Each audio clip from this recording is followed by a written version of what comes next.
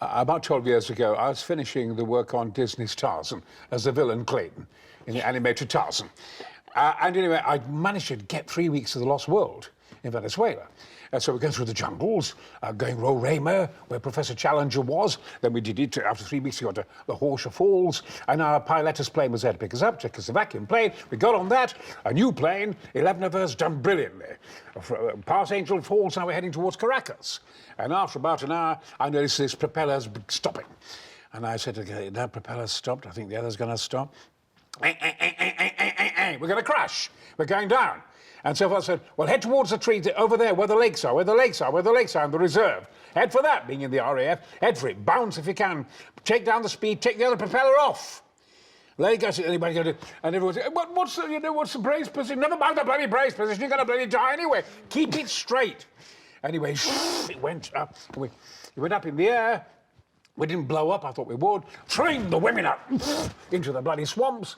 11 hours later, it didn't blow up, we managed to find a Pemon Indian village led by a Jack Russell Terrier. After a Jack Russell that this Pemon leader had bought in Caracas. There's a bow-legged bloody Jack Russell leading us to a civilization. Just let me get this right. So you crashed in the Venezuelan jungle. That's right. Then we're 11 hours going through with our compass, going through the jungle to get to back. A Jack Russell. And a Jack Russell was in, and I suddenly saw Jack Russell in the pathway.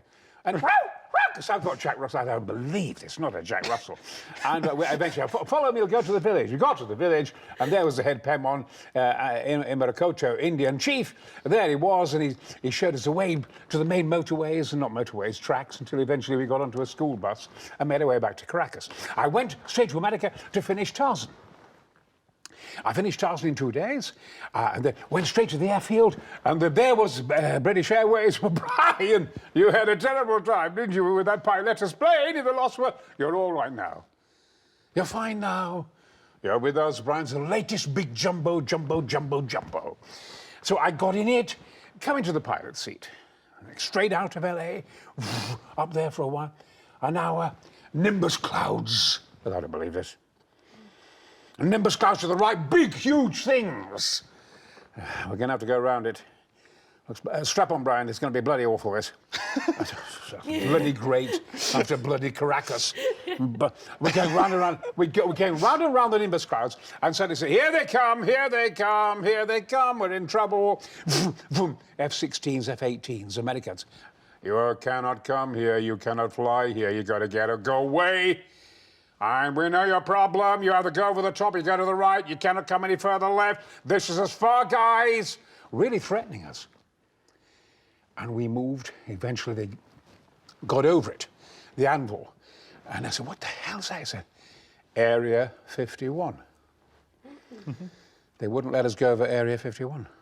For what reason? That's my only experience of it. But you don't think there's anything there? No, I don't. That's my experience of it. But this time, I remember, in the 60s, this was happening all the time.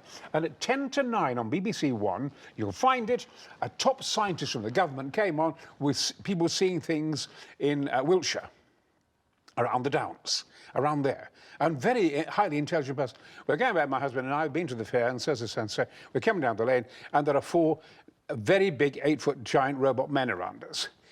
And I didn't like this at all. Back up. And back up. And they had slits for eyes, and they were robots, and no, I'm not an idiot, man. I'm telling you, my husband and I were very frightened. We reversed the car and went back across other lanes, and we looked back. Anyway, a government man came on television at 10 to BBC One. For the news. I've just come up now. I've heard about all these different stories about the lady, of course, and she's quite right in Wiltshire in what she saw. All I can say, I must inform you, is that you must understand a lot of very brave men are defending this country. And that's all he said. It was a strange time, wasn't it? I love the way that you said that. You know, we saw 4 giant steel 8-foot men with slits for eyes, and my husband and I reversed and went away. Very frightening. But you'll get it. It's on there. That was coming from this, I suppose, from the science fiction. It was in everybody's mind at the time, wasn't it? And now from the War of the Worlds to everything else, suddenly it was possible. The fear of outer space.